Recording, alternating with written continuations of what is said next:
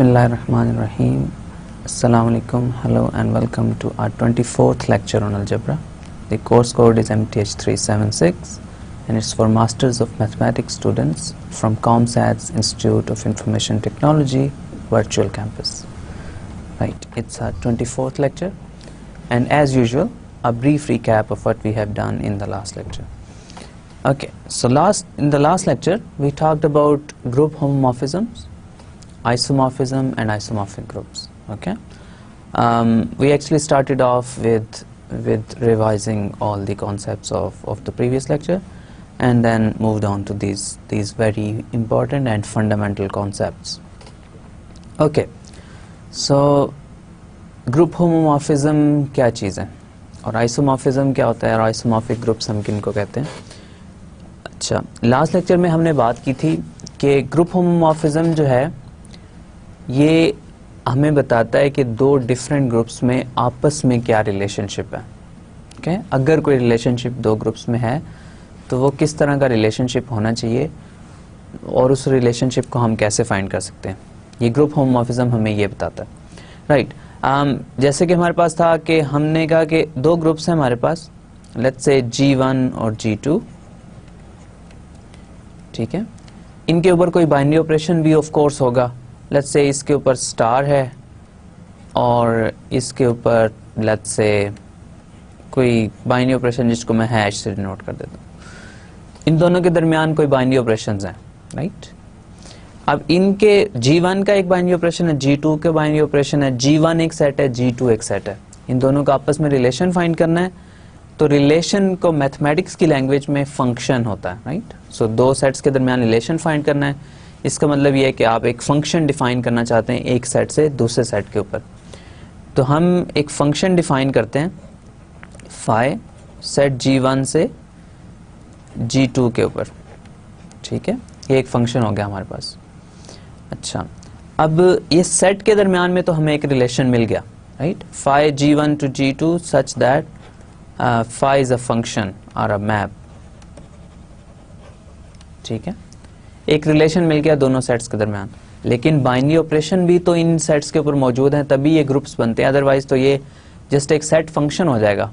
ये इसका स्पेशल नाम देने का क्या मकसद है कि होमोमॉर्फिज्म कह रहे हैं हम इसको. तो ये होमोमॉर्फिज्म है क्योंकि ये सेट के ऊपर भी डिफाइंड है और ये बाइनरी ऑपरेशंस का रिलेशन भी आपको आपस में बताता है कि दोनों ग्रुप्स के जो बाइनरी ऑपरेशंस हैं उनका आपस में क्या रिलेशन है. तो हम ये करते हैं कि फाई जो है इसके दो एलिमेंट्स, अगर G1 के मैं दो एलिमेंट्स G1 और लेट्स से H1 स्टार के ऊपर अप्लाई करूं तो ये होमोमॉर्फिज्म अगर फाई है तो इसको ये प्रॉपर्टी सेटिस्फाई करनी चाहिए, यानी phi of G1 hash phi of H1. Okay, तो ये हमें जो भी एक हमारा होमोमॉर्फिज्म होगा उसमें दो फंडामेंटल प्रॉपर्टीज होंगी. वो क्या होंगी? एक तो ये कि वो सेट्स के दरमियान में हमें एक रिलेशन बताएगा. दूसरी चीज़ हमें क्या बताएगा? दूसरी चीज़ हमें ये बताएगा कि बाइनरी ऑपरेशन जो हैं वो प्रिजर्व्ड हैं इस मैप के अंदर. अगर ये दोनों चीज़ें उस फंक्शन के अंदर, उस मैप के अंदर मौजूद हों, हम उसको कहेंगे कि ये फंक्शन जो है ये ग्रुप होमोमॉर्फिज्म है. ये फंक्शन एक ग्रुप होमोमॉर्फिज्म है. ओके, तो ये हमारे पास एक सॉर्ट ऑफ होमोमॉर्फिज्म का कॉन्सेप्ट था जो हमने देखा. ओके, तो इसकी फॉर्मल डेफिनेशन मैं आपको एक बार फिर दिखा देता हूँ, फिर हम इंशाल्लाह आगे चलेंगे. ओके, सो ये आपके पास डेफिनेशन है होमोमॉर्फिज्म की फाइनल जो फॉर्मल डेफिनेशन है. आपके पास दो ग्रुप्स हैं. G एक ग्रुप है, उसके ऊपर एक बाइनरी ऑपरेशन है स्टार. फिर H एक ग्रुप है, उसके ऊपर एक binary operation let's say dot. अब ये दो ग्रुप्स हैं. मैंने अभी आपको बताया कि होमोमॉर्फिज्म डिफाइन करने का क्या मतलब है कि आपने एक फंक्शन डिफाइन करना है ग्रुप G से ग्रुप H पे, और वो फंक्शन कैसा होना चाहिए? वो फंक्शन ऐसा होना चाहिए कि उसको बाइनरी ऑपरेशंस को भी प्रिजर्व करना चाहिए. यानी अगर आप पहले एलिमेंट्स ऑफ G के ऊपर बाइनरी ऑपरेशन अप्लाई करें और उनके ऊपर फाई अप्लाई करें, राइट, तो बाइनरी ऑपरेशन अप्लाई किया G1 G2 के ऊपर, G1 G2 स्टार आ गया, फिर उसके ऊपर फाई अप्लाई किया. तो जब आप इस एलिमेंट को H के अंदर मैप करेंगे, सो फाई, जब भी किसी एलिमेंट को के ऊपर आप फाई अप्लाई करेंगे तो वो एलिमेंट एच के अंदर चला जाएगा, राइट। फाई जो है जी से एच पे मैप है, तो phi of G1 star G2, अब स्टार बाइनरी ऑपरेशन है ग्रुप जी के ऊपर, राइट। तो आप किसी भी दो एलिमेंट्स के ऊपर बाइनरी ऑपरेशन अप्लाई करेंगे ग्रुप जी के, तो रिजल्ट भी इसी सेट में आएगा, राइट।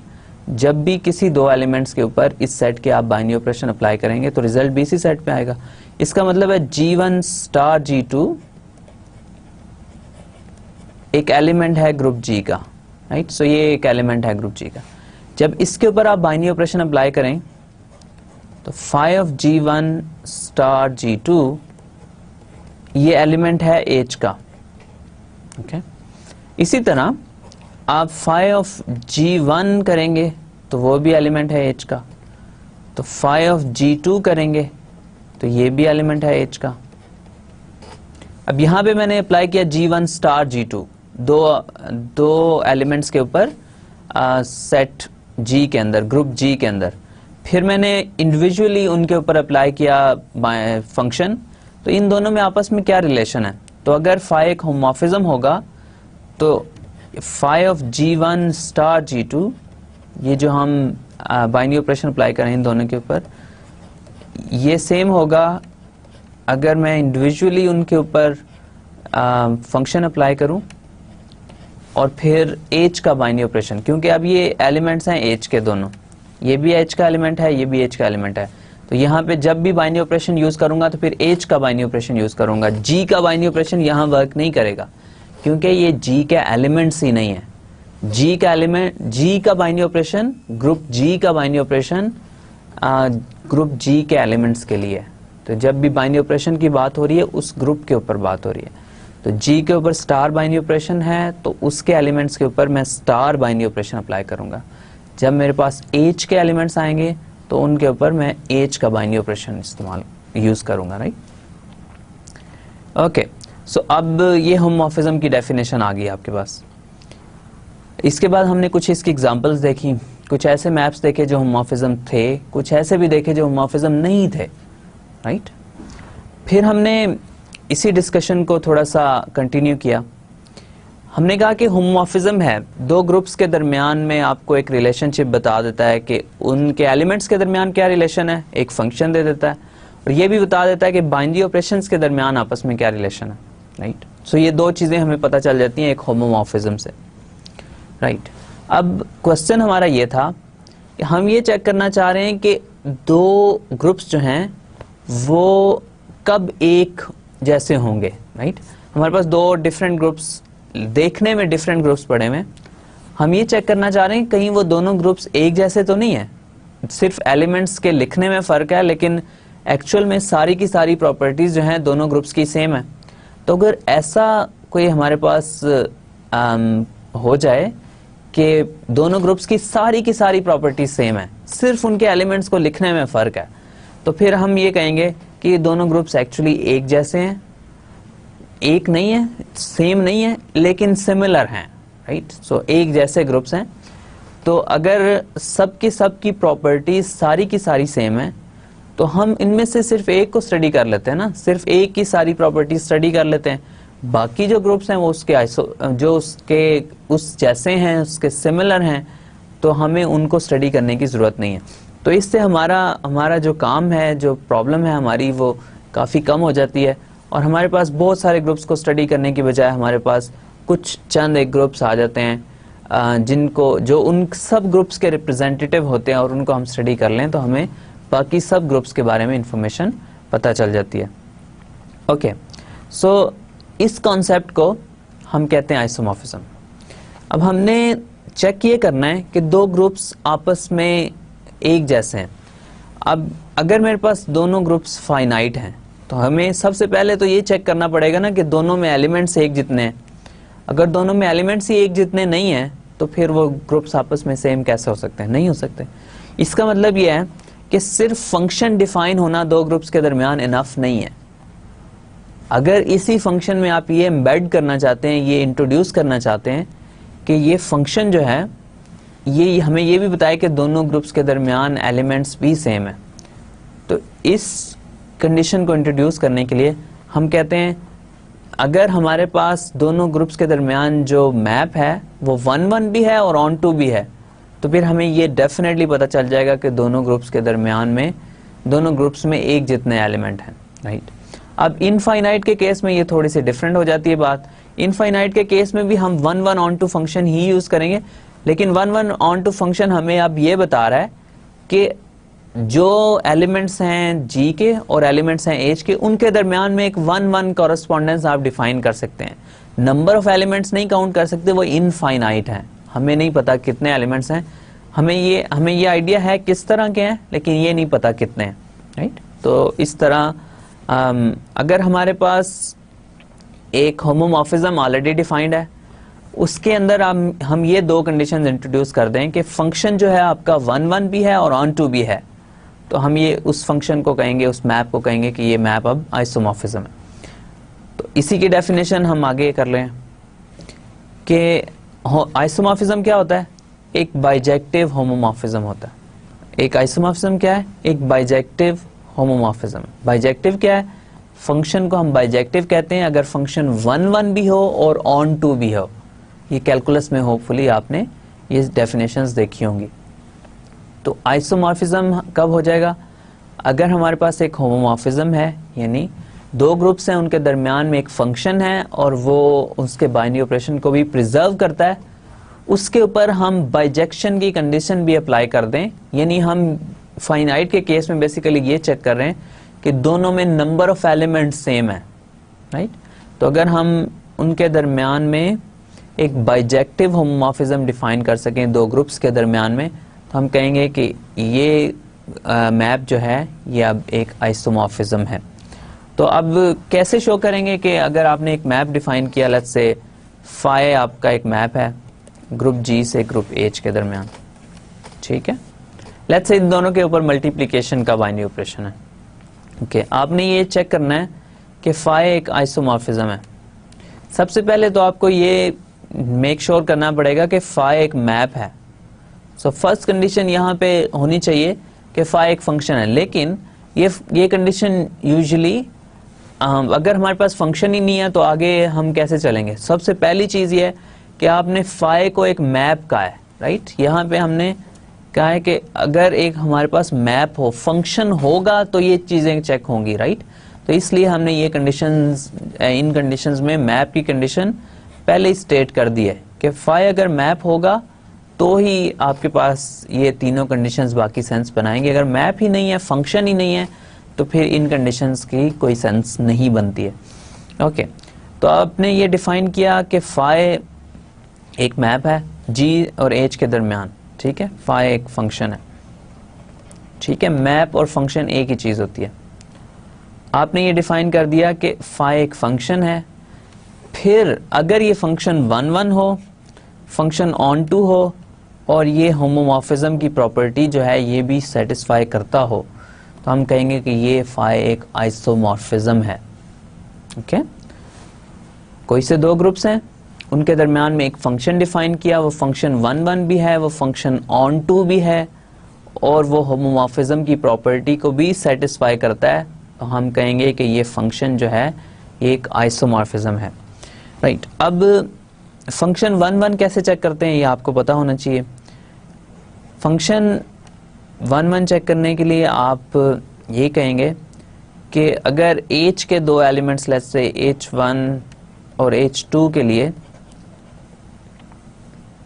सॉरी g के दो एलिमेंट्स g1 और g2, सो g1 और g2 अगर दो एलिमेंट्स हैं g के और उनका इमेज सेम है, फाई ऑफ g1 सेम है, फाई ऑफ g2 के इक्वल है, दोनों सेम है, दोनों इमेजेस सेम है, phi of g1 is equal to phi of g2। अब आपने, अगर आपका फंक्शन 1-1 होगा then g1 is equal to g2, okay. अब ये प्रॉपर्टी आपके पास ऑलरेडी फंक्शन की डेफिनेशन में मौजूद है कि अगर g1 g2 के इक्वल होगा तो फाई ऑफ g1 भी फाई ऑफ g2 के इक्वल होगा, अदरवाइज ये एक फंक्शन ही नहीं बनेगा। लेकिन 1-1 फंक्शन ये कहता है कि अगर दो इमेजेस भी सेम है तो उनके प्री इमेजेस भी सेम होंगे, ओके। और ऑन टू की कंडीशन ये है कि कोडोमेन जो है वो रेंज के इक्वल होनी चाहिए, राइट। जो भी एज के एलिमेंट्स हैं वो सारे के सारे जी के किसी ना किसी एलिमेंट का इमेज होने चाहिए, वो सारे यूज हो रहे हों, उनमें से कोई भी मिसिंग ना हो। तो ये हमारे पास ऑन्टो की कंडीशन। और फिर होमोमॉर्फिज्म की कंडीशन तो आपको ऑलरेडी पता है।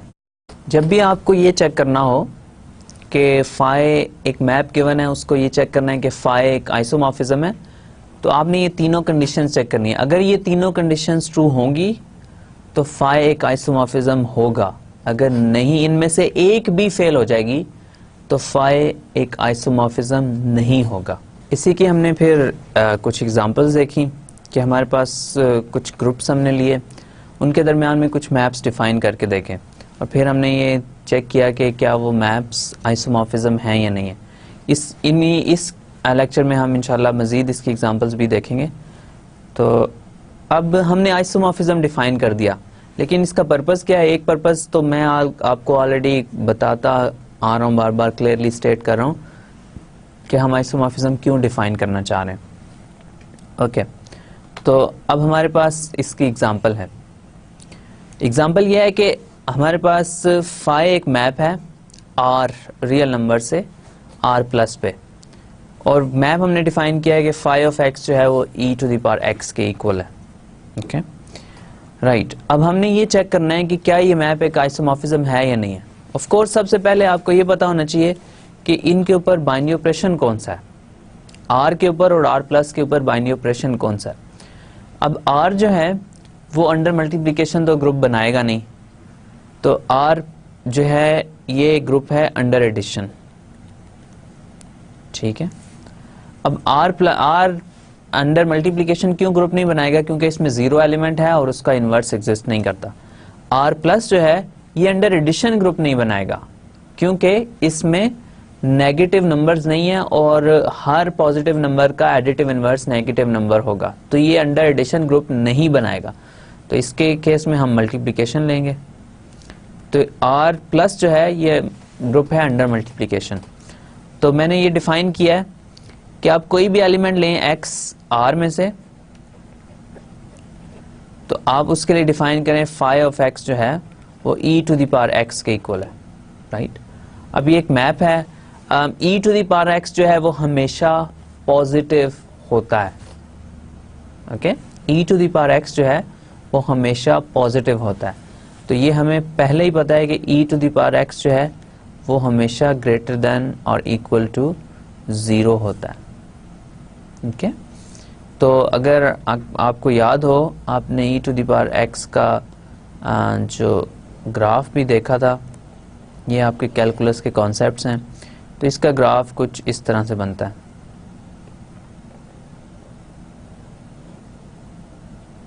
ये कुछ ई टू द पावर एक्स का कुछ इस तरह का सिमिलर लुकिंग ग्राफ है। ओके, तो अब ये जो लाइन है ये 0 को टच कभी नहीं करती है, अनलेस आप ये कहें कि x जो है वो माइनस इन्फिनिटी है, तो फिर हम कहेंगे वो 0 हो जाएगा। लेकिन माइनस इन्फिनिटी एक नंबर नहीं है, वो r के अंदर मौजूद नहीं है, right. Okay, so e to the power x जो है वो हमेशा पॉजिटिव होगा। सॉरी, यहाँ पे इवन ये ग्रेटर देन 0 होगा, यहाँ पे इक्वालिटी भी नहीं है, ठीक है। तो ये हमेशा पॉजिटिव होगा फॉर ऑल रियल नंबर्स। जो भी आप रियल नंबर लेंगे उसके लिए ई टू द पावर एक्स हमेशा पॉजिटिव होगा। Okay, right. तो अब हमारे पास रियल नंबर में से कोई से भी एलिमेंट लिया, उसके corresponding e to the power x की आप वैल्यू फाइंड कर सकते हैं, ये आपके लिए कोई प्रॉब्लम नहीं है। कोई भी रियल नंबर ले लें, आपको ई टू द पावर एक्स की वैल्यू मिल जाएगी। फॉर एग्जाम्पल आप अपना कैलकुलेटर यूज कर सकते हैं। ओके, तो अब ई टू द पावर एक्स की वैल्यू हर रियल नंबर के लिए एग्जिस्ट करती है और वो हमेशा पॉजिटिव है। तो इसका मतलब ये कि हर रियल नंबर के लिए एक पॉजिटिव रियल नंबर यहाँ से मिल रहा है हमें। ओके, तो और वो पॉजिटिव रियल नंबर यूनिक होगा। किस ई टू द पावर एक्स की वैल्यू जो है वो किसी पर्टिकुलर एक्स के लिए एक ही होगी, एक से ज़्यादा वैल्यूज़ नहीं आएंगी। ओके, तो इसका मतलब है फाई जो है एक फंक्शन तो है। ओके, ये आपने पहले भी देखा है कि E to the power X function होता है। तो फाई इज़ अ फंक्शन और अ मैप, ठीक है। ये मैप तो है। अब हमने ये चेक करना है कि क्या ये मैप एक आइसोमॉर्फिज्म है। अगर ये एक आइसोमॉर्फिज्म हो जाएगा तो हमें ये पता चल जाएगा कि ये फंक्शन जो है, ये फंक्शन एक आइसोमॉर्फिज्म डिफाइन करेगा R से R प्लस के ऊपर, और फिर इसका एक इम्पॉर्टेंट कॉन्सिक्वेंस है, वो भी आपको पहले से पता है लेकिन हम दोबारा उसको स्टेट करेंगे। ओके, सो हमने ये एक मैप डिफाइन कर दिया R से R प्लस के ऊपर। एक ग्रुप अंडर एडिशन है, दूसरा ग्रुप अंडर मल्टीप्लिकेशन है। ओके, सो अब हमने नेक्स्ट क्या चेक करना है? पहली कंडीशन ये है कि फाई को 1 1 होना चाहिए, फाई इज 1 1। ओके, अब अगर मैं दो रियल नंबर्स लूं एक्स वाई आर में से, तो अगर फाई ऑफ एक्स जो है वो इक्वल हो फाई ऑफ वाई के, राइट, फाई ऑफ एक्स जो है फाई ऑफ वाई के इक्वल हो, यानी e to the power x जो है वो इक्वल हो e to the power y के। ठीक है, तो प्रूव मैंने ये करना है कि ये जो फंक्शन है इसके लिए x और y दोनों इक्वल हैं। अगर ये मैं प्रूव कर दूं तो हमने ये प्रूव कर दिया कि फाई एक 1 1 फंक्शन है। ओके, तो अब मैंने ये प्रूव करना है कि x जो है वो y के इक्वल है। अब मैं इसको कैसे प्रूव कर सकता हूँ? इसके एक से ज़्यादा वेज हैं इसको प्रूव करने के, लेकिन उनमें से एक ही है। अब आप e to the power y जो है वो हमेशा पॉजिटिव होगा। Okay, e to the power y हमेशा पॉजिटिव होगा, तो इसका मतलब है इससे आप डिवाइड कर सकते हैं इस इक्वेशन को। e to the power x over e to the power y आ जाएगा आपके पास, और ये आ जाएगा इक्वल टू 1। ठीक है, e to the power y एक पॉजिटिव नंबर है, इससे आप डिवाइड कर सकते हैं। ओके, अगर ये 0 होता तो फिर हमारे लिए प्रॉब्लम है, लेकिन ये कभी भी 0 नहीं है, इसलिए हम इसको इजीली डिवाइड कर सकते हैं। तो हमारे पास आ जाएगा यहां से e to the power x minus y is equal to 1। Okay, अब e to the power x जो है वो 1 होता है, ये 1 होता है if and only if x minus y जो है वो क्या हो, वो 0। e टू द पावर 0 जो है वो 1 होता है, इसके अलावा किसी भी वैल्यू के लिए ये 1 नहीं होता है। तो x माइनस वाई अगर 0 होगा तो ये 1 होगा, तो this clearly implies x is equal to y। ठीक है, मैंने स्टार्ट किया था phi of x is equal to phi of y से, और मैंने ये प्रूव कर दिया x भी y के इक्वल होगा। यानी अगर दो रियल नंबर्स का इमेज सेम होगा तो वो रियल नंबर्स भी सेम होंगे। फाई 1 1 फंक्शन है, फाई 1 1 फंक्शन है। ओके, सो मतलब इसका 1 1 का आपको क्लियर होना चाहिए, पहले से आपको आइडिया है, मैंने भी आपको इस कोर्स में डिटेल में बताया कि 1 1 फंक्शन का मतलब ये है कि अब एक फंक्शन के लिए लेट्स से 1 2 3 एक फंक्शन है, दूसरा फंक्शन है आपके पास 1 4 6। अब फंक्शन के लिए ये चीज ट्रू हो सकती है कि 1 1 पे मैप हो रहा हो, 2 भी 1 के ऊपर मैप हो रहा हो। ओके, यानी दो वैल्यूज का एक ही इमेज हो सकता है, राइट। सो 1 और 2 का सेम इमेज 1 हो सकता है, लेकिन फंक्शन 1 1 होने का मतलब ये है कि अगर दो एलिमेंट्स का इमेज जो है वो सेम होगा तो उनका प्री इमेज भी सेम होना चाहिए। 1 1 के केस में ये नहीं हो सकता। मतलब ये कि एक एलिमेंट सिर्फ एक ही एलिमेंट, जो एक एलिमेंट है वो एक ही एलिमेंट का इमेज हो सकता है, इसके अलावा किसी दूसरे एलिमेंट का इमेज नहीं हो सकता। तो ये चीज हमें ये बताती है, गारंटी करती है कि दोनों सेट्स के ऊपर जो हैं वो अंदर एक जितने एलिमेंट है। फिर इसके अंदर हम ऑन टू की कंडीशन भी अप्लाई करते हैं, तो हमारे पास 1 1 कॉरेस्पॉन्डेंस भी इससे आ जाती है, और हमारे पास ये भी पता चल जाता है कि एलिमेंट्स जो हैं ग्रुप्स में एक जितने हैं। फाइनाइट के केस में, इनफाइनाइट के केस में जैसे मैंने बार बार कह रहा हूँ कि एलिमेंट्स आप नहीं काउंट कर सकते हैं, लेकिन अगर आप 1 1 कॉरेस्पॉन्डेंस डिफाइन कर सकते हैं एलिमेंट्स के दरमियान, तो हम स्टिल उनके दरमियान में आइसोमॉर्फिज्म डिफाइन कर सकते हैं।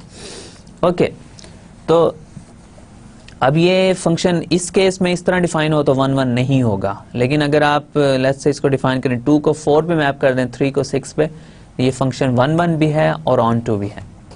ओके, तो अब मैंने ये प्रूव कर दिया कि फंक्शन 1 1 है। ओके, नेक्स्ट चीज मैंने क्या प्रूव करनी है? नेक्स्ट चीज मैंने ये प्रूव करनी है कि फंक्शन ऑन टू भी है। ओके, और फिर फाइनली मैंने ये चेक करना है कि ये फंक्शन एक होमोमॉर्फिज्म है। अगर ये तीनों कंडीशंस ट्रू हो जाएंगी तो मैं ये कहूंगा कि ये फंक्शन एक आइसोमॉर्फिज्म है। ओके, तो अब मैंने ये प्रूव करना है कि फंक्शन ऑन टू है, तो मैं ये कहूँगा let's say phi is on to, ठीक है। ये मैं कंडीशन आपके लिए छोड़ देता हूँ, इसको आप प्लीज चेक कीजिएगा। ये बहुत आसान कंडीशन है, इसको इसके चेक करने के लिए ये यूजुअली आसान होती है। क्या चेक करना है आपने कि किसी भी element e to the power x के लिए, किसी भी element e to the power x के लिए आपके पास रियल नंबर में एक एलिमेंट है कि e to the power x उसका इमेज है, राइट। सो ये आपको ये चेक करना है, राइट। इसको आप ज़रूर ट्राई कीजिएगा। अगर आप इसको इन केस नहीं कर सकेंगे तो इसका प्रूफ आपको इंशाल्लाह आपके लेक्चर नोट्स में भी मिल जाएगा। ओके, सो थर्ड में ये चेक करता हूँ कि फाई जो है वो एक होमोमॉर्फिज्म है, यानी होमोमॉर्फिज्म की प्रॉपर्टी जो सेटिस्फाई करता है। ओके, सो अब मेरे पास R जो है वो ग्रुप है, किसके अंडर? ग्रुप है अंडर एडिशन, राइट। तो मैं दो एलिमेंट्स लूँ लेट्स से R के अंदर, ठीक है, और मैंने ये चेक करना है कि phi of x plus y जो है वो इक्वल है phi of x times phi of y, जो भी ऑपरेशन है बाइनरी ऑपरेशन है r प्लस के ऊपर, तो r प्लस के ऊपर बाइनरी ऑपरेशन है डॉट, राइट। तो अगर मैं phi of x plus y लूँ तो डेफिनेशन ये है कि फाई ऑफ x जो है वो e to the power x है, तो phi of x plus y जो हो जाएगा e to the power x plus y, ठीक है। अब e to the power x plus y को मैं लिख सकता हूँ e to the power x times e to the power y, okay. अब आपको ये क्लियरली पता है कि e to the power x जो होता है वो फाई ऑफ x होता है और e to the power y जो होता है वो फाई ऑफ y के इक्वल होता है। तो इसका मतलब ये हुआ कि phi of x plus y जो है वो इक्वल आ गया phi of x times phi of y के, ठीक है। लेफ्ट हैंड साइड पे बाइनरी ऑपरेशन यूज हो रहा है r का और राइट हैंड साइड पे बाइनरी ऑपरेशन यूज हो रहा है r प्लस का, ओके। तो हमने एक मैप डिफाइन किया था फाई r से r प्लस के ऊपर, ओके। अब हमने ये प्रूव कर दिया कि फाई जो है वो एक आइसोमॉर्फिज्म है, ओके। फाई एक मैप डिफाइन किया था मैंने r से r प्लस के ऊपर, मैप है r से r प्लस के ऊपर, और मैंने ये प्रूव कर दिया कि फाई इज एन आइसोमॉर्फिज्म,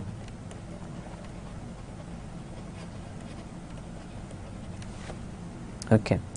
अब हमने लास्ट टाइम ये देखा था कि हम कहेंगे दो ग्रुप्स आइसोमॉर्फिक हैं अगर उन दोनों के दरमियान में हम एक आइसोमॉर्फिज्म डिफाइन कर सकते हो। अब मैंने एक ग्रुप लिया R और R प्लस, एक अंडर एडिशन ग्रुप है एक अंडर मल्टीप्लिकेशन है, और मैंने एक आइसोमॉर्फिज्म डिफाइन कर दिया इन दोनों के दरमियान। इसका मतलब ये हुआ कि R जो है अंडर एडिशन ये आइसोमॉर्फिक है R प्लस अंडर मल्टीप्लिकेशन के, ओके। ये दरमियान में जो सिंबल है इसको हम कहते हैं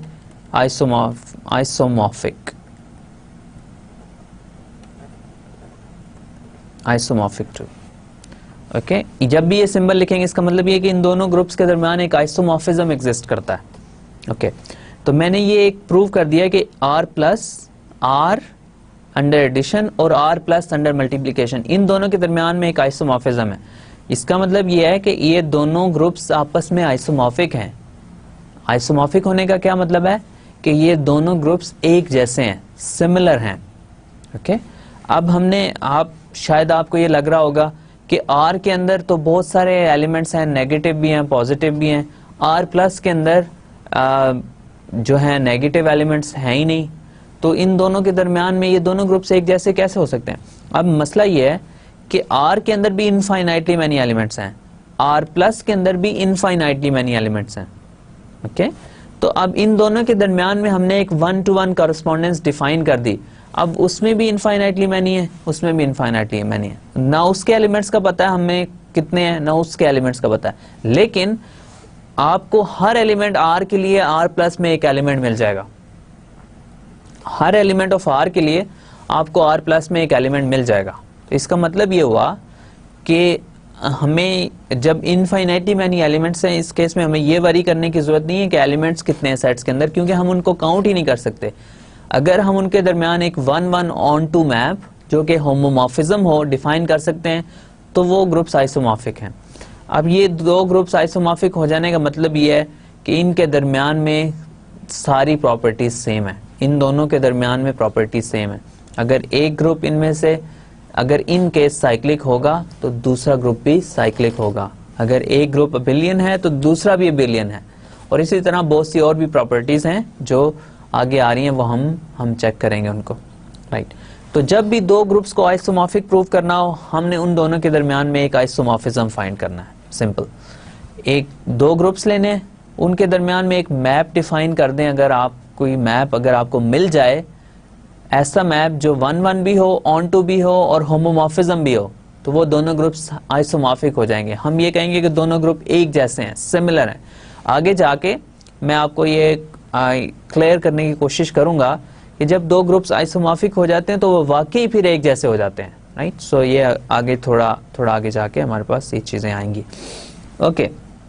तो अभी के लिए अगर आपने दो ग्रुप्स को आइसोमॉर्फिक प्रूव करना है तो आपने उनके दरमियान में एक मैप डिफाइन कर देना है। वो मैप होमोमॉर्फिज्म होना चाहिए, वो मैप 1-1 होना चाहिए और ऑन टू होना चाहिए, बस। ये तीन कंडीशंस अगर उस फंक्शन के अंदर मौजूद हैं तो वो फंक्शन एक आइसोमॉर्फिज्म है, और हम भी कहेंगे ये दो ग्रुप्स आइसोमॉर्फिक हो गए, दोनों ग्रुप्स एक जैसे हैं। कैसे एक जैसे हैं ये आगे थोड़ी देर में आपको पता चल जाएगा, ओके। सेकंड एग्जांपल है हमारे पास, फाई एक मैप है z से 2z के ऊपर। ये हमने लास्ट टाइम भी एग्जांपल की थी। कैसा मैप है? हर एलिमेंट को 2x के ऊपर मैप कर रहा है, ओके। अब हम इसको भी हम देख चुके हैं, एक बार दोबारा देख लेते हैं। पहली कंडीशन, ये एक फंक्शन है, ये क्लियर है, बहुत आसान है इसको देखना। हमने ये प्रूव करना है कि ये फंक्शन 1-1 है, ये फंक्शन ऑन टू है और ये फंक्शन होमोमॉर्फिज्म है। 1-1 मैं चेक करता हूं सबसे पहले। तो अगर आपके पास हो फाई ऑफ x1, कोई एलिमेंट है z का, और ये इक्वल हो फाई ऑफ x2 के, अगेन एलिमेंट है z2 का, तो x1 और x2 जो हैं वो z के एलिमेंट हैं, राइट। सो ये z में से आ रहे हैं, ओके। तो phi of x1 phi of x2 के इक्वल है। अब by definition phi of x1 क्या है? ये 2x1 के इक्वल है और ये 2x2 के इक्वल है। अब 2 आप दोनों साइडों से कैंसिल कर दें तो आपको पता आ जाएगा x1 is equal to x2। तो इसका मतलब है फाई एक 1-to-1 मैप है, ओके। अब हमने ये चेक करना है कि फाई ऑन टू है, और थर्ड में हमने ये चेक करना है कि ये फाई एक होमोमॉर्फिज्म। सेकंड कंडीशन ये है कि फाई एक ऑन टू मैप है। ऑन टू कैसे चेक करना है? अगर आपके पास कोई सा भी एलिमेंट हो 2z के अंदर, लेट्स से आपके पास एक एलिमेंट है 2x इन 2z, तो हर एलिमेंट को डोमेन के हर एलिमेंट के लिए आपको एक एलिमेंट डोमेन में मिलना चाहिए कि वो को डोमेन का एलिमेंट उसका इमेज हो, राइट। हम ये प्रूव करना चाह रहे हैं कि रेंज जो है वो को डोमेन के इक्वल है। तो 2x जो है वो 2z में है, so for 2x in 2z there exist x in z such that phi of x is equal to 2x, right? तो हर एलिमेंट 2x के लिए आप एक x फाइंड कर सकते हैं z में, जिस के 2x जो है वो उसका इमेज होगा। तो हर एलिमेंट जो है 2z का एक इमेज है किसी ना किसी एलिमेंट का z में से। तो phi एक ऑन टू है। ऑन टू की कंडीशन यूजुअली बहुत आसान होती है चेक करनी। अगर ऑन टू हो, आपको पहले देखना पड़ेगा खुद ही कि फंक्शन ऑन टू हो रहा है या नहीं। ये भी, इसकी भी थोड़ी डिटेल आगे आपको पता चलेंगी। अब आपके पास दो कंडीशंस हमने चेक कर ली, थर्ड कंडीशन अब हम चेक करना चाह रहे हैं। थर्ड कंडीशन में हमारे पास ये है कि हमने ये प्रूव करना है कि फाई एक होमोमॉर्फिज्म है।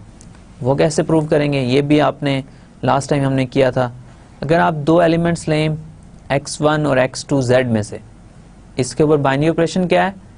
एडिशन का है। तो phi of x1 plus x2 जो है वो ऑफ कोर्स होगा 2 टाइम्स x1 प्लस x2, और ये क्लियरली इक्वल है 2x1 प्लस 2x2 के। और 2x1 क्या है? फाई ऑफ x1, और 2x2 क्या है? Phi of x2। दोनों सेट्स के ऊपर बाइनरी ऑपरेशन एडिशन का है, ओके। तो ये एक होमोमॉर्फिज्म भी हो गया। ये एक ऑन टू मैप है, ये 1 1 है। इसका मतलब है z और 2z भी आपस में आइसोमॉर्फिक हैं। फिर आप ये कह सकते हैं कि z के अंदर तो कुछ ऐसे एलिमेंट्स हैं जो 2z के ऊपर अंदर मौजूद ही नहीं है। जब इनफाइनाइटली मैनी एलिमेंट्स हो जाएंगे तो हमें इस चीज़ से कंसर्न नहीं है कि सेट में एलिमेंट्स कितने हैं, क्योंकि हम उनको काउंट नहीं कर सकते हैं। जब भी आप एक मैप डिफाइन कर सकते हो दोनों सेट्स के दरमियान कि वो मैप जो है वो एक 1 1 मैप हो, ऑन टू मैप हो और एक होमोमॉर्फिज्म हो, तो ये आपके लिए इनफ होगा। ओके, अब इसी डिस्कशन को थोड़ा सा आगे लेके चलते हैं। अच्छा, अब एक बहुत इम्पॉर्टेंट रिजल्ट है, बहुत आसान रिजल्ट है, लेकिन बहुत ही पावरफुल रिजल्ट है। ये रिजल्ट ये कहता है कि अब आइसोमॉर्फिज्म हम डिफाइन कर रहे हैं, राइट। आइसोमॉर्फिज्म डिफाइन कर दिया हमने। ये कहा कि दो ग्रुप्स आइसोमॉर्फिक होंगे अगर उन दोनों के दरमियान में एक मैप डिफाइन कर दें आप जो एक आइसोमॉर्फिज्म हो, राइट। अब आपने ये चेक किया कि z के आइसोमॉर्फिक 2z है। लास्ट टाइम मैंने आपको बताया था 3z लें वो भी z के आइसोमॉर्फिक होगा, 4z लेंगे वो भी z के आइसोमॉर्फिक होगा। इसी तरह अब किसी भी इंटीजर के लिए nz ले लेंगे तो वो भी z के आइसोमॉर्फिक होगा। ओके, तो इसका मतलब ये है कि z के आइसोमॉर्फिक बहुत सारे ग्रुप्स हैं। ओके, तो अब ये जो z हमारा ग्रुप है, इसके जितने भी आइसोमॉर्फिक ग्रुप हैं ये सब को रिप्रेजेंट कर रहा है। इस बात कहने का क्या मतलब है, जब मैं अभी तक ये कहता आ रहा हूं कि जब भी दो ग्रुप्स आपस में आइसोमॉर्फिक हो जाएंगे तो उनकी प्रॉपर्टीज जो हैं, जो भी प्रॉपर्टीज वो कंटेन करते हैं वो सब सेम हो जाएंगी। अगर एक भी प्रॉपर्टी आप फाइंड कर लें जो दोनों में डिफरेंट है तो ग्रुप्स कभी भी एक जैसे सिमिलर आइसोमॉर्फिक नहीं हो सकते हैं। तो इसका मतलब ये हुआ कि जब सब ग्रुप्स की प्रॉपर्टीज ही सेम है तो उनमें से एक स्टडी कर लें, बाकी सब के बारे में इंफॉर्मेशन आपको मिल जाएगी। अब यहां पे मैं ये कह रहा हूं कि आपके पास कोई भी इनफाइनाइट साइक्लिक ग्रुप है, कोई भी इनफाइनाइट साइक्लिक ग्रुप है, कोई कंडीशन नहीं है इसके ऊपर, जस्ट एक इनफाइनाइट साइक्लिक ग्रुप होना चाहिए, वो हमेशा z अंडर एडिशन है ऑफ कोर्स कि आइसोमॉर्फिक होगा। अब मैं इनफाइनाइट साइक्लिक ग्रुप की बात कर रहा हूं, उसको मैं आइसोमॉर्फिक कर रहा हूं इंटीजर्स के। मतलब ये है कि कोई भी मैं इनफाइनाइट साइक्लिक ग्रुप लूं, लेट्स से मेरे पास साइक्लिक ग्रुप को मैं डिनोट कर देता हूं C से, तो मेरे पास ये इनफाइनाइट साइक्लिक ग्रुप ही है, वो जनरेट हो रहा है किसी एलिमेंट A से।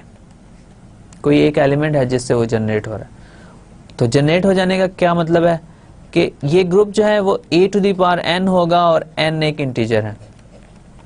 हम मल्टीप्लिकेशन का अलग से बाइनरी ऑपरेशन यूज कर लेते हैं। तो अगर ये साइक्लिक ग्रुप है तो ये जनरेट होगा एक ही एलिमेंट से। कैसे जनरेट होगा, इसका हर एलिमेंट जो है a की पावर्स की फॉर्म में आएगा। Okay, right. अब n एक इंटीजर है, ये इनफाइनाइटली मैनी इंटीजर्स हैं, तो a to the power n जो है ये भी इनफाइनाइटली मैनी एलिमेंट्स होंगे, इसकी इनफाइनाइटली मैनी पावर्स। हर z के लिए आपके पास, हर n के लिए आपके पास एक पावर आती जाएगी इसकी a to the power n। इस सेट के अंदर, इस ग्रुप के अंदर इनफाइनाइटली मैनी एलिमेंट्स क्लियरली मौजूद हैं, राइट। हर इंटीजर के लिए आपके पास एक एलिमेंट आ जाएगा, एक पावर ऑफ a आ जाएगी। ओके, सो ये एक ग्रुप है, ये हम प्रूव कर चुके हैं पहले कि C इज अ ग्रुप। जब भी एक एलिमेंट से जनरेट होने वाला आप सेट लेंगे वो हमेशा आपके पास ग्रुप बनेगा। इसको हम साइक्लिक ग्रुप कहते हैं क्योंकि ये एक एलिमेंट से जनरेट हो रहा है। अब ये आपके पास एक इनफाइनाइट साइक्लिक ग्रुप है। मैं ये कह रहा हूं कि ये इनफाइनाइट साइक्लिक ग्रुप जो है ये हमेशा z के आइसोमॉर्फिक होगा। ओके, तो मैं ये कहना चाह रहा हूं कि C जो है वो आइसोमॉर्फिक है z के हमेशा। ओके, अब हम ये चेक कर लेते हैं कि क्या ऐसा वाकई पॉसिबल है या हम ऐसे ही बात कर रहे हैं। ओके, सो हम इसके दरमियान में एक मैप डिफाइन करते हैं। फाई एक मैप है, लेट्स से C से Z के ऊपर। कैसा मैप है, कोई एलिमेंट लेता है an, सारे C के एलिमेंट्स an की फॉर्म में, n कोई इंटीजर है, और फाई ऑफ an को जो है वो n के ऊपर मैप कर देता है। Okay, for all an in C। अब n क्या है, n एक इंटीजर है, right. a to the power n में n जो है वो एक इंटीजर है, राइट, ये क्लियरली हमें पहले से पता है।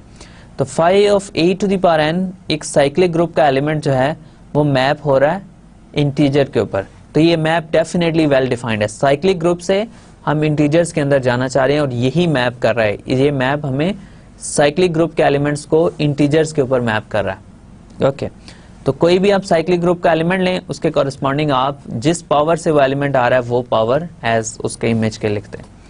ओके, अब हमने ये चेक करना है कि क्या ये मैप 1-1 है, ये मैप ऑन टू है और ये मैप होमोमॉर्फिज्म है। अगर ये तीनों चीजें हमें पता चल जाएं, तीनों कंडीशंस ट्रू हो जाएं, तो हम ये कहेंगे कि कोई भी इनफाइनाइट साइक्लिक ग्रुप, ये हमने एक इनफाइनाइट साइक्लिक ग्रुप लिया है, कोई कंडीशंस नहीं है इसके ऊपर, कोई भी एलिमेंट ए हो सकता है, तो ये कोई भी इनफाइनाइट साइक्लिक ग्रुप है। अगर इसको मैं प्रूव कर दूं ये इंटीजर्स के आइसोमॉर्फिक है, तो कोई भी every infinite cyclic group will be isomorphic to just the group of integers under addition of course. Okay, तो अब सबसे पहले मैंने ये चेक करना है फाई 1-1 है। 1-1 के लिए क्या चेक करूंगा, अगर मेरे पास वो फाई ऑफ ए एन जो है वो इक्वल हो जाए फाई ऑफ ए एम के। फाई ऑफ ए एन जो है यानी दो एलिमेंट्स का, सी के दो एलिमेंट्स का इमेज सेम हो जाए, तो उनका प्री इमेज भी सेम होना चाहिए। अब फाई ऑफ ए एन जो है वो इक्वल है फाई ऑफ ए एम के। तो इसका मतलब ये है कि अगर मैं डेफिनेशन अप्लाई करूं तो इसका मतलब ये होगा कि n जो है वो m के इक्वल है,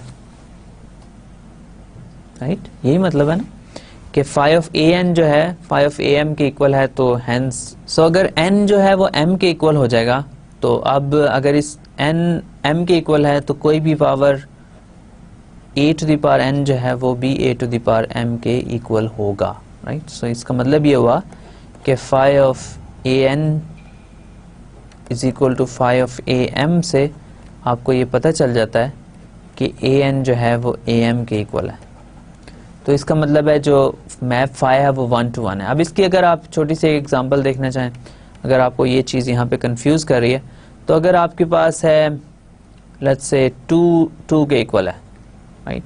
सो अगर आप कोई और एलिमेंट लें 3 स्क्वायर भी 3 स्क्वायर के इक्वल होगा, राइट। सो ये क्लियर है आपके पास, इसमें कोई ऐसी डिफिकल्ट चीज़ नहीं है। तो अगर एन एम के इक्वल है तो ए टू द पावर एन भी ए टू द पावर एम के इक्वल होगा। ओके, तो इसका मतलब ये हुआ कि फाई एक 1-1 फंक्शन है। ये हमने प्रूव कर दिया कि फाई एक 1-1 फंक्शन है।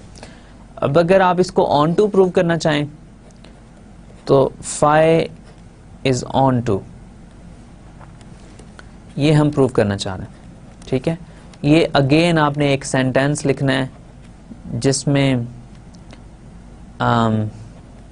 आपको ये पता चल जाएगा कि ये एक ऑन टू फंक्शन है। कैसे पता चल जाएगा, हर एलिमेंट आप ग्रुप का n इमेज में से कोई एलिमेंट n लेंगे तो उसके कॉरेस्पॉन्डिंग आपके पास a to the power n मिल जाएगा आपको साइक्लिक ग्रुप में, such that phi of a to the power n is equal to n, right. So ये आप लिख लीजिएगा। थर्ड में मैंने ये चेक करना है कि फाई जो है एक होमोमॉर्फिज्म है। इसका मतलब ये है कि मैं दो एलिमेंट्स लूँ साइक्लिक ग्रुप के, लेट्स से ए एन और A M.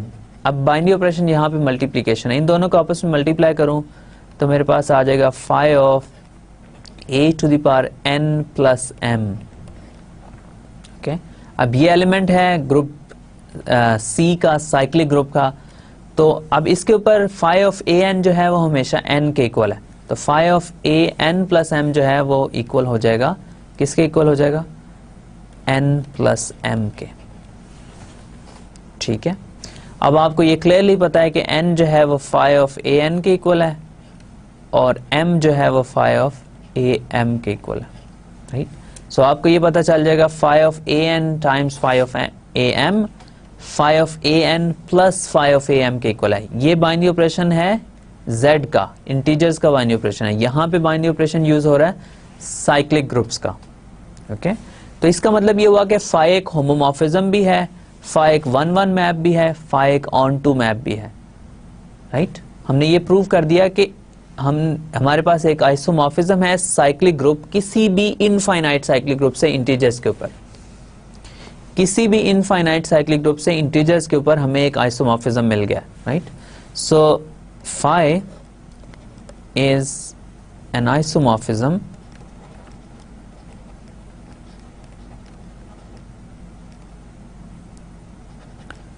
From C to Z। अब अगर आपके पास दो ग्रुप्स हैं, उनके दरमियान में आपको एक आइसोमॉर्फिज्म मिल जाए तो इसका मतलब ये होता है कि C जो है वो आइसोमॉर्फिक है Z के। तो हर इनफाइनाइट साइक्लिक ग्रुप इंटीजर्स के ग्रुप के आइसोमॉर्फिक होता है। इससे आपको क्या बात पता चल गई? आपको क्लियरली ये बात पता चल गई कि इनफाइनाइट साइक्लिक ग्रुप्स अब हमारे पास, आप ये समझे कि कॉन्सेप्ट ही ऑलमोस्ट फिनिश हो गया। इनफाइनाइट साइक्लिक ग्रुप्स का कॉन्सेप्ट हमारे पास रिड्यूस हो गया है ग्रुप ऑफ इंटीजर्स के ऊपर। आपके पास इनफाइनाइट साइक्लिक ग्रुप पूछा जाएगा, उसका क्लियर कट स्ट्रेट आंसर ये है कि इनफाइनाइट साइक्लिक ग्रुप क्या होता है? इंटीजर्स का ग्रुप होता है। कि इसके अलावा आप ये भी इवन इतना ये कह सकते हैं कि अप टू आइसोमॉर्फिज्म आपके पास कोई और इनफाइनाइट साइक्लिक ग्रुप एग्जिस्ट ही नहीं करता, क्योंकि जो भी आप इनफाइनाइट साइक्लिक ग्रुप लिखेंगे वो हमेशा Z के आइसोमॉर्फिक हो जाएगा। तो अब ये जो huge class of infinite cyclic groups हमारे पास सेमिंगली मौजूद थी, ये अब ख़त्म हो गई, एक ग्रुप के ऊपर रिड्यूस हो गई है।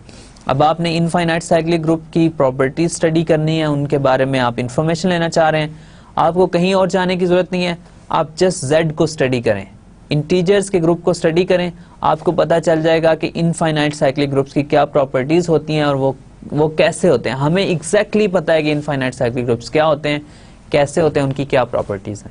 ओके, तो ये बहुत आसान लेकिन बहुत पावरफुल रिजल्ट है।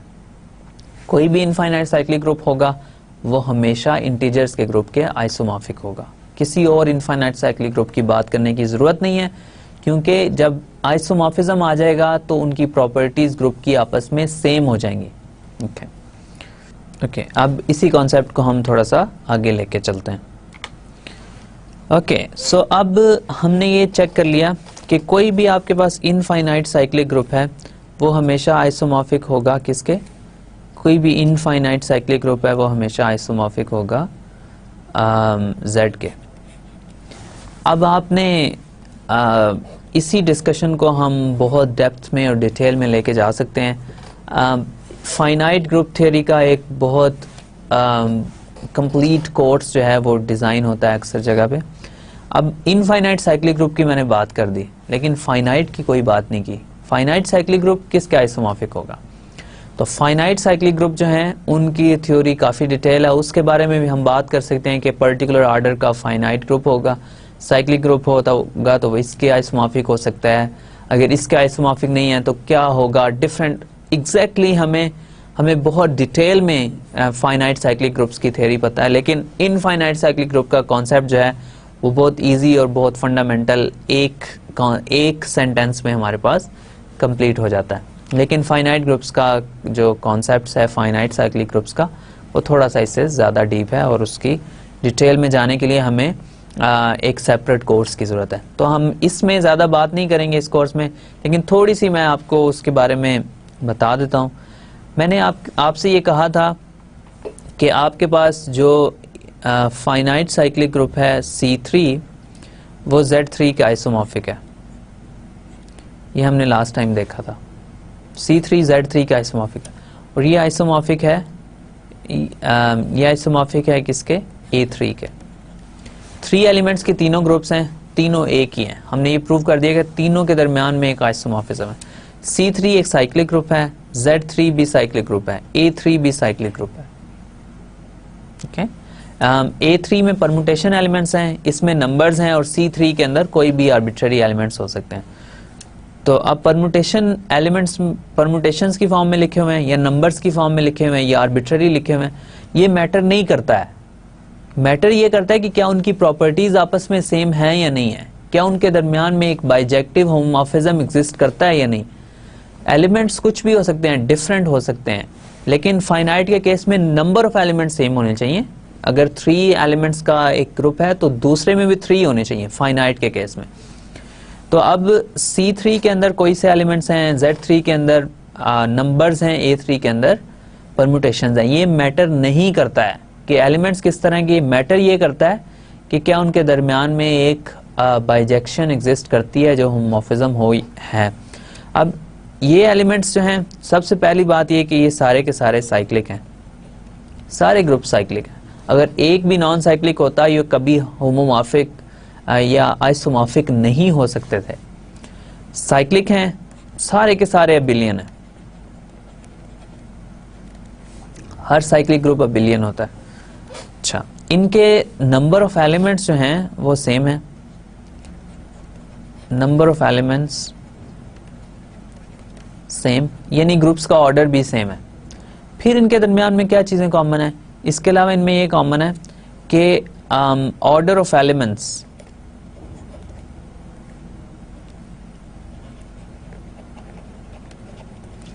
Is also same. C3 के अंदर एक एलिमेंट से जनरेट हो रहा है, Z3 भी एक एलिमेंट से जनरेट हो रहा है, A3 भी एक एलिमेंट से जनरेट हो रहा है। A3 के अंदर एक एलिमेंट ऐसा है जिसका ऑर्डर 3 है, C3 के अंदर भी एक एलिमेंट ऐसा है जिसका ऑर्डर 3 है, Z3 के अंदर भी एक एलिमेंट ऐसा है जिसका ऑर्डर 3 है। तो ये मतलब और 1 का ऑर्डर भी 3 है, आप A ले लेंगे तो उसका ऑर्डर भी 3 होगा, A² ले लेंगे उसका ऑर्डर भी 3 होगा। तो ये आपके पास जो भी कॉरस्पॉन्डिंग एलिमेंट्स हैं उन सब का ऑर्डर सेम होगा। फिर इसके अलावा और क्या चीज़ें कॉमन इनमें, ऑर्डर जो है ऑफ सब groups is also same. Okay, ये आपके पास कुछ मेन फंडामेंटल प्रॉपर्टीज मैंने लिखी हैं जो इन दोनों ग्रुप्स के दरमियान में सेम हो। इसके अलावा भी कुछ हैं, जैसे अलजेब्राइक इक्वेशंस की एक प्रॉपर्टी होती है,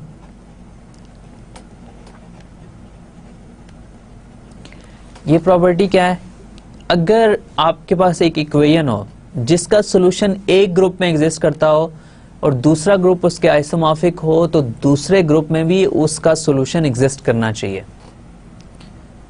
मैं इस कॉन्सेप्ट को मैं बहुत आगे जाके 1-2 बार यूज भी करूंगा और आपको इसकी डिटेल भी बताऊंगा, लेकिन अभी मैं इसकी ज्यादा डिटेल में नहीं जाता। अलजेब्राइक इक्वेशंस की एक प्रॉपर्टी ये है कि अगर C3 के अंदर आप एक इक्वेशन लिखें, उसका सॉल्यूशन अगर C3 में एग्जिस्ट करता है, तो अगर A3 C3 के आइसोमॉर्फिक है तो A3 के अंदर भी उस इक्वेशन का सॉल्यूशन एग्जिस्ट करना चाहिए। अगर ऐसा नहीं है तो स्टिल ग्रुप्स जो हैं आइसोमॉर्फिक नहीं होंगे आपस में।